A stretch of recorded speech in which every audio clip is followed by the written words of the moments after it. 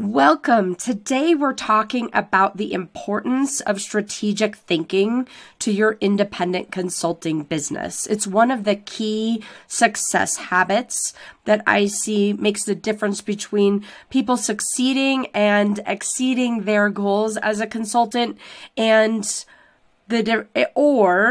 having to go back to corporate or take less than what they're capable of accomplishing in terms of revenue or schedule flexibility or ultimate impact on their clients. So that's why we're focused on that today, and I'm excited to dive in with you. So let's talk about why this topic, beyond what I just shared with you. The biggest regret that I hear from consulting business owners, or at least one of the biggest regrets that I hear from consulting business owners, is that, and it's really all ranges, right? Whether I'm working with someone who's 8 figures or all the way down to, having started out and making 6 figures, they look back on their time and think, I haven't spent enough time thinking. I haven't spent enough time thinking about my business, thinking about the strategy, and quite frankly, even sometimes thinking about the clients against which I'm delivering versus just operating on autopilot and trying to keep their heads above water. And so I want to make sure that you are able to avoid that mistake and regret and head that off. All right. Before we start, though, I'll walk you through what the plan is for today. Before we start, I want to remind you to book your IC, your Independent Consultant Success Blueprint call with me. On that call, we're going to dive in deep to your business. I send you an assessment beforehand so we can get a really good gauge on where you're at right now relative to where you want to be. And then on the call, we dig in really deep to understand what your obstacles are and what your next best steps are to accomplishing the business that you've laid out, the business vision you've laid out, and then ultimately the action plan to get you there. So I've been having these calls. They've been really incredible for the people who have taken advantage of this. They've told me that even just the pre-assessment before we even get on the call has been incredibly valuable. So this is not a sales call. This is an actual coaching call where we work through a detailed blueprint for your business. So go get one of those if you haven't already. It's at ic-blueprint.com. Okay, so with that, let's dive in. Today, we're going to talk about why does thinking matter? Why is this important? We'll talk about the most common reasons why people don't prioritize thinking. You may be falling into these traps as well. Then we'll talk about the 3 steps to make your thinking time effective. This is really important. There's no reason to spend time thinking if you're not doing it effectively. It can be an accelerator for your business if you are doing it in the way that I'm going to lay it out for you. And then I'll give you a couple of examples at the end so you can apply it to yourself. Okay, so let's start off with why does thinking matter? Why does thinking matter? It matters because it's something that this is all you have as your business, right? Your business is your brain. Your business is your brain, and so spending the time to invest in your brain is critical. And being able to apply your brain in the most effective way to your business, running your business in addition to delivering for your clients is incredibly important. A lot of times we apply all of our thinking power to what our client challenges are, how to help our clients move forward, our consulting clients, and we end up not applying our business power, our brain power to our own business. So that's why thinking matters. First and foremost, the ability to establish your business vision, the ability to get clear on where you're headed. Otherwise, you're not in control of where you end up. You're allowing other clients and other situations and circumstances to dictate where you're headed, which is never a good plan from a business owner perspective. When you're able to dedicate time to strategic thinking, you're able to solve problems from a much more productive emotional state versus from a state of panic or worry or I should have done this, 2 weeks ago emotional state. Thinking also helps you to anticipate the challenges so that you can avoid and minimize the impacts of them. To see around those corners and uncover those blind spots. It helps you to innovate so you can create valuable intellectual property that you can repeatably implement client over client and continuously up-level that intellectual property. And then finally, it also helps you to identify creative solutions that will get your clients further faster. So as you're delivering, if you take a step back and schedule some time, carve out some time for strategic thinking, you'll be much more able to solve those problems or to even see the problems that your client is encountering or could encounter and help them as well. So thinking is the heart of your business, both from running your business as a business owner as well as delivering for your clients. And I can't stress enough how critical it is that you incorporate a practice where you are purposefully thinking on a regular basis.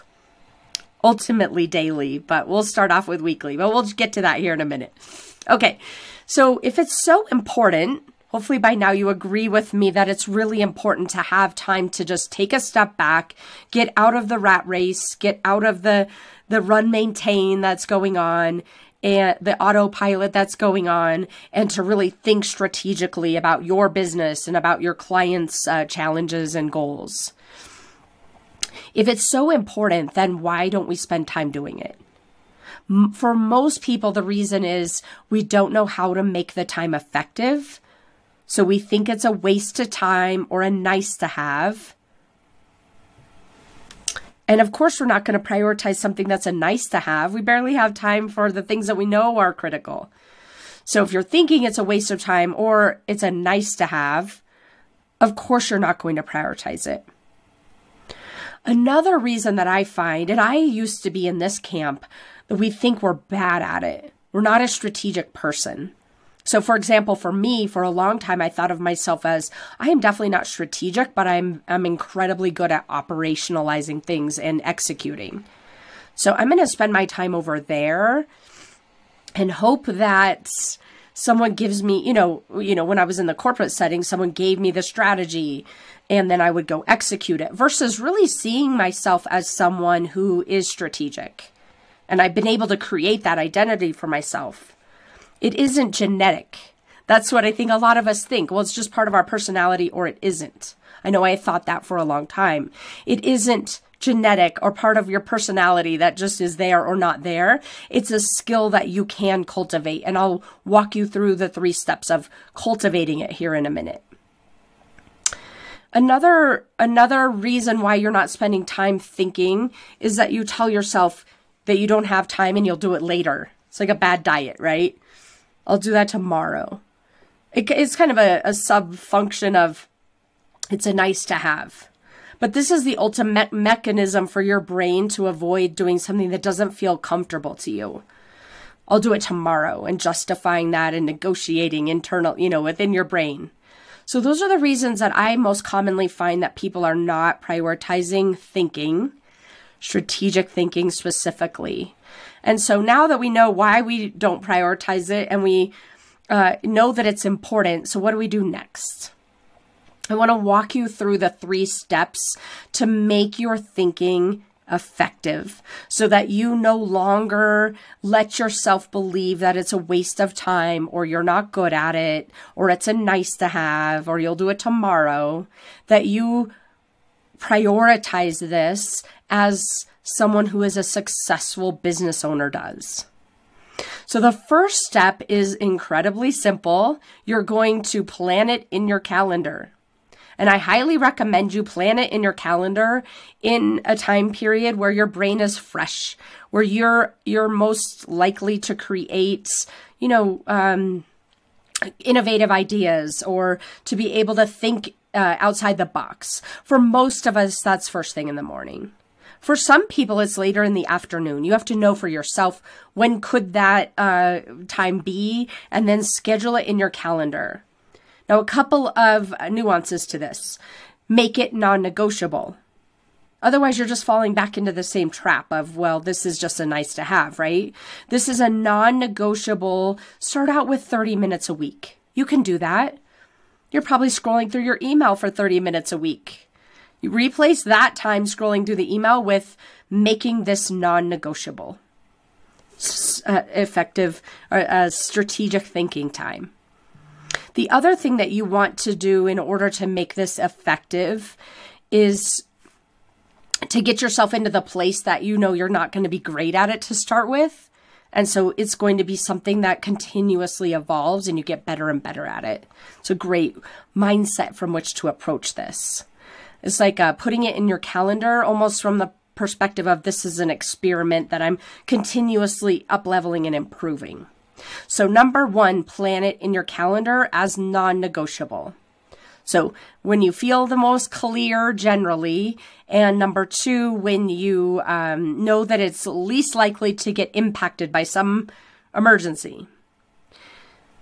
However, with those two things being said, put it somewhere, just put it somewhere. It doesn't have to be the quote unquote perfect time.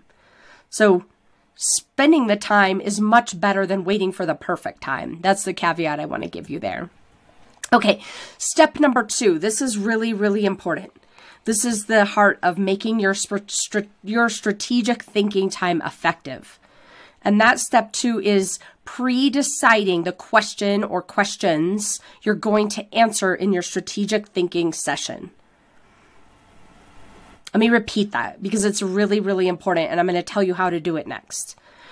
Pre-decide the question or questions you're going to answer in your strategic thinking session. We're not just blocking off time, generally strategic thinking, and then when we get to the half an hour or hour scheduled, we look at a blank piece of paper and say, time to strategically think. The likelihood of that approach of succeeding is very low. Your brain's going to offer up whatever's the kind of top of mind, and usually that's not strategic. So let's talk about how to pre-decide those questions. And what I want to give you is a little bit of background here because the quality of the questions matter. Our brain is programmed to answer the questions in the exact way we word the question. So in a very literal sense, we answer the question, our brain answers the question in the exact way we ask it. So it's incredibly important to ask the question you want the answer to. Do not ask the question you don't want the answer to. Let me give you some examples here. So there's two ways to categorize these. Empowering questions, these would be the types of questions you do want the answers to. And disempowering questions, this is what you want to avoid. Empowering questions are things like, how can I solve fill in the blank? How am I going to fill in the blank? How can I fill in the blank? What are the 10 ways I could fill in the blank?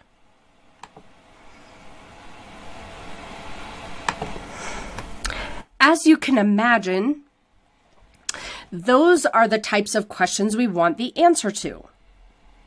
Those are the types of questions that will help us advance our business forward, help us figure out and get clarity on where we want to advance our business to, and help us to problem solve. Now, the flip side of that are the questions that you want to avoid. These are what are called disempowering questions. So let me give you a few examples of those because I guarantee you've asked yourself these types of questions before. We all have as humans.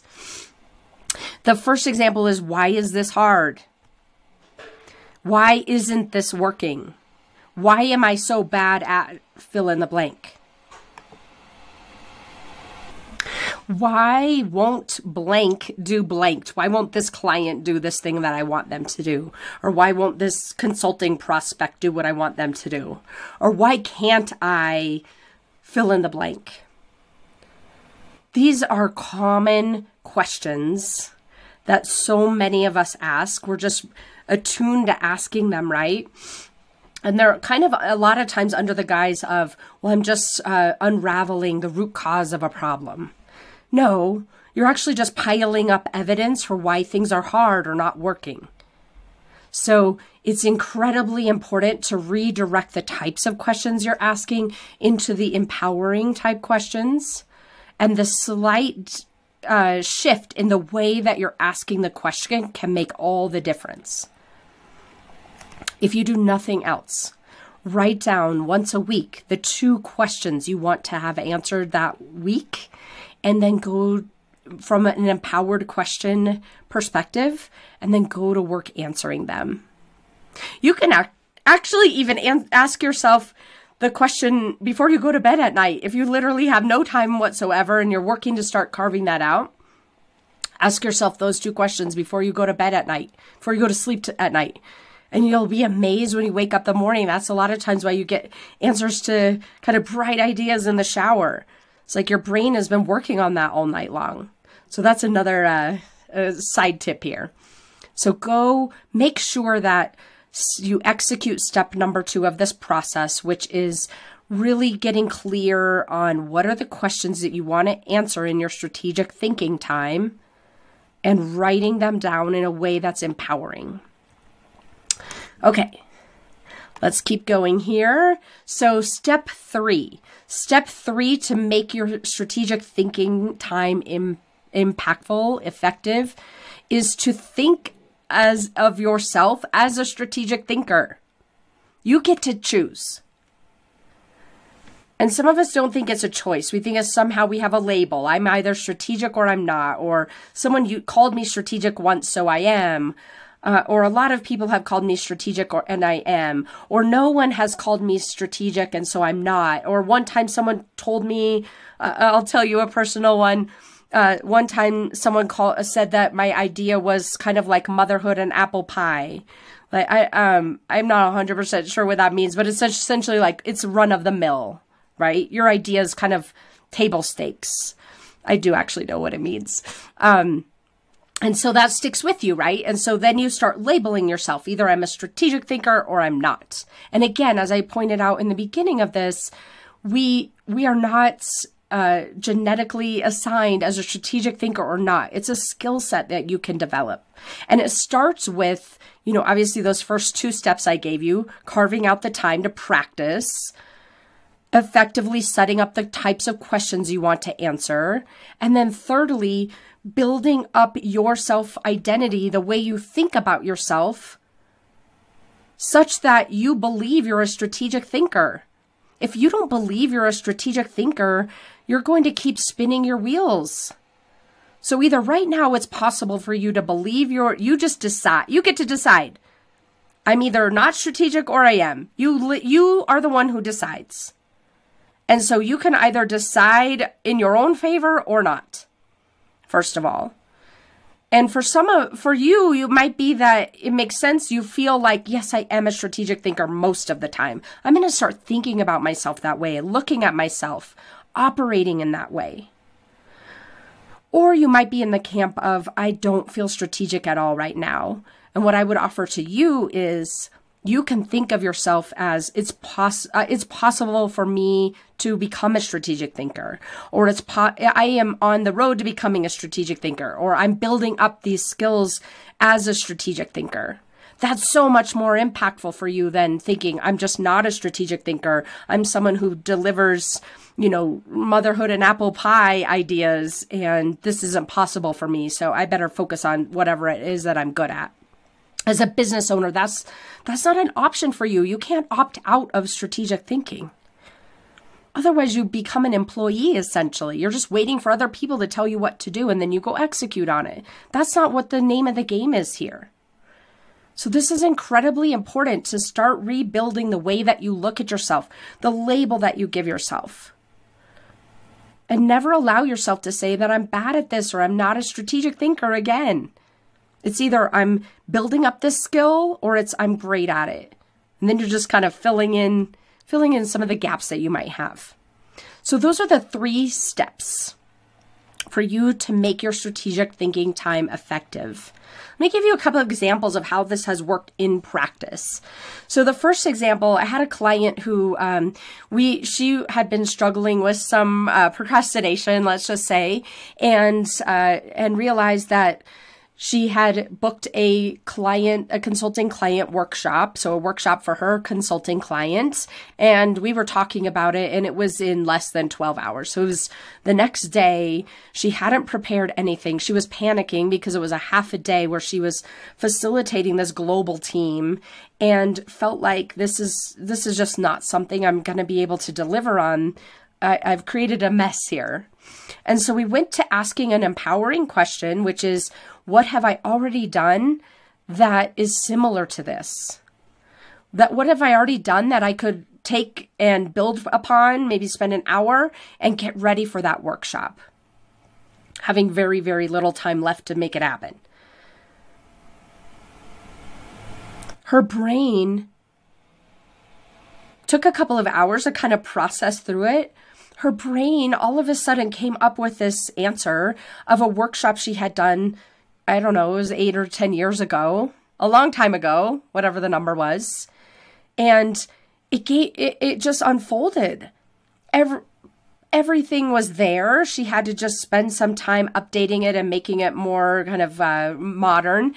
And she was off to the races and presented that workshop as if she had been preparing for weeks. Had she not asked herself that question in that particular way, what have I already done that I can build upon? She had been spinning for weeks on what to do, how to get started prepping for this workshop. It was like a light bulb. It was such a moment that stands out for me, working with a client on what a huge shift that was, just asking one question of herself. Another really good example, a lot of times I'm working with clients on what their value proposition is. So what is their value proposition to their consulting clients? And if they feel like it's hard, they're not marketers. They're not someone who does this every day, writing value propositions or figuring out what is the, how do I describe what I do in a sentence or two? So rather than dwelling like most of us do on, I'm not good at this, maybe I should hire someone to do this for me. No one will, I don't know what my ideal client wants or how I could resonate with them. All of those are disempowering versions to solve this problem. Instead, asking a very simple question, what is my value? And spending 30 minutes on strategic thinking time answering that question. Sometimes it will come out really quickly in that type of a session. Sometimes it might be the question you ask yourself for a session or two. But you get the answer. What is the value that I deliver to my consulting clients? No time spent on, why am I bad at this? And should I find a marketing guru to write it for me? Third example, figuring out low-hanging fruit for client leads. This is oftentimes a question that I get. How do I fill my pipeline with client leads? How do I kind of break through that and create a process so I've got client leads and a pipeline that I can start, moving through the process? The question a lot of people ask is, how have I exhausted my network? How is my existing network not good enough? How do I not want to take, how do I work with my existing network without feeling like I'm desperate, or I'm just calling them to ask for something? Those are the types of questions most of us ask. Those are not valuable questions. Asking yourself, how can I do this without feeling, desperate? Going to go focus in on how you feel desperate and talking yourself out of working, those low-hanging fruit leads, versus shifting the question and making yourself answer it 10 times. Who do I know that I would love to catch up with? Who do I know that would be great to talk about what I'm doing as a consultant, and either they need some work or maybe they know someone who does?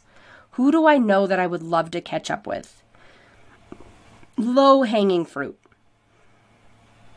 Taking the pressure off and thinking about it from that perspective. Shifting the types of questions you're asking yourself so that you create the innovation. You create the creative problem solving. You create the dynamic of thinking about the challenges that you're facing in a different way. That's what this looks like. So to recap, the importance of thinking as a business owner. Hopefully you can agree through this video that how critical it is that you spend time purposefully, intentionally thinking as a business owner as part of what you do to run a successful business. And this isn't specific to any stage of a business. It's across the board. Spending that time across the board, no matter if you're at $0 in revenue or $15 million in revenue or beyond, it's you carving out that time to think like a business owner and to answer the questions that will move the needle forward for you. So go put those 3 steps in place. Schedule the strategic thinking time. Like I said, you can start off with half an hour a week and try to get to the goal of an hour a day. Second step is pre-deciding the questions you're going to answer, or the question you're going to answer for yourself in that empowering way versus the disempowering way. And then finally, make a deal with yourself that you're not going to judge yourself or the outcome of your strategic thinking sessions. You're no longer going to think of yourself as, I'm not strategic, I'm not good at this, I should somehow find someone else who is to help me. No, none of that. Make a deal with yourself that stops. That you are someone who figures out how to become a strategic thinker, and it becomes more automatic for you the more that you implement these 3 steps. So that's what I have for you today. Go put this work into action. And in the meantime, also go book your IC Success Blueprint call. It's a mouthful. Your independent consulting success blueprint call. I want to work with you on where you're at in your business today, getting clarity on where you want your business to go, and creating a roadmap or a blueprint for you to get there. All right. So I will see you in your IC Success Blueprint call. And in the meantime, go book the strategic thinking time on your calendar. Take care.